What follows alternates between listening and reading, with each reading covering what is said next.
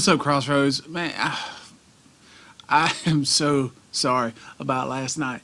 Um, Sometimes technology and me, we have a difficult time. And yesterday it was one of those examples.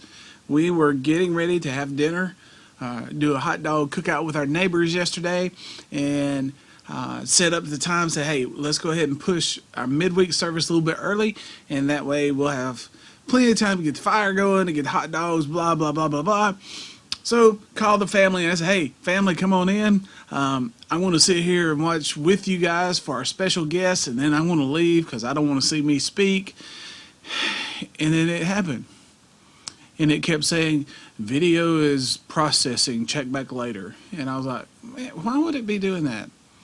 And so I pulled up the stuff at my house, and it said 25% of the video had loaded.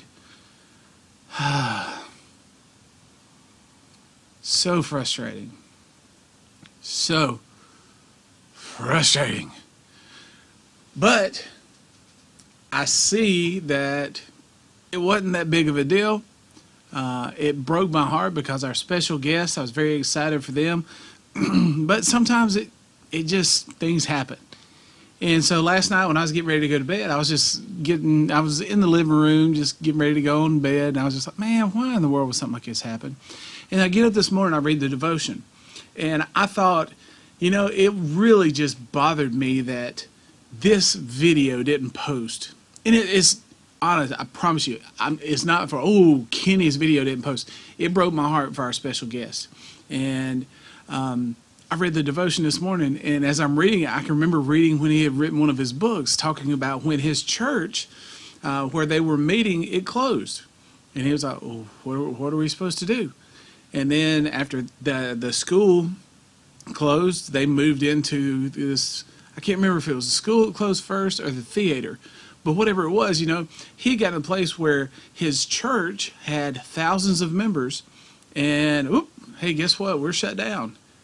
And if you read his book, I think The Circle Maker is the book that he really, really goes into a lot of detail about this. He talked about how they had been looking at this property in Washington, D.C., and property in D.C. is expensive. And he would walk around this block, and he would pray around this block. And all of a sudden, this property just came available. And the amount of money that it costs for them to get that, it's crazy how God provides.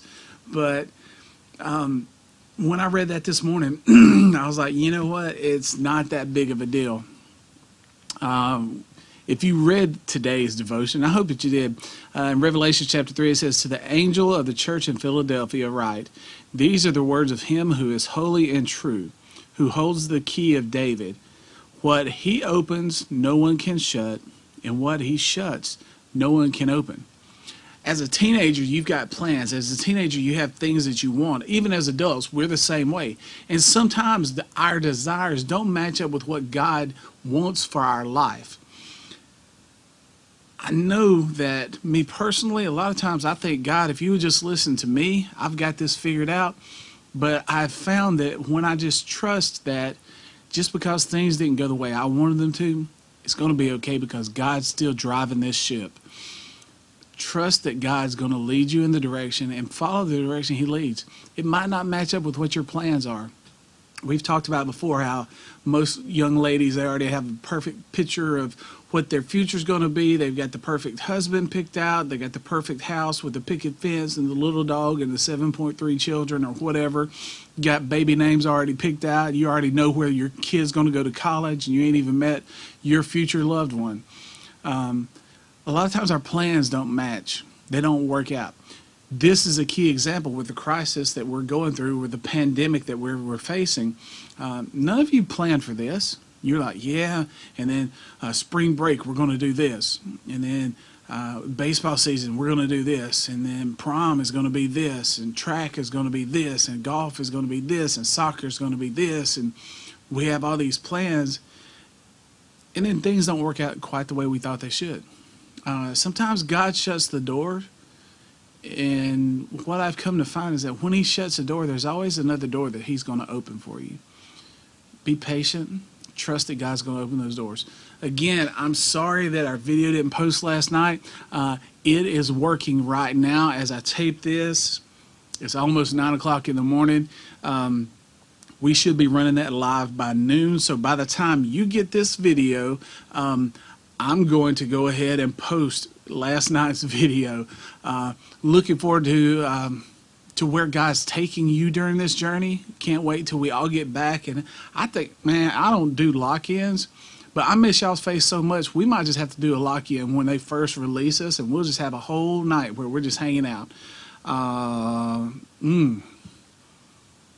Man, that's a big, yeah, we're still going to do it. But anyway, I love you, Crossroads. Talk to you soon.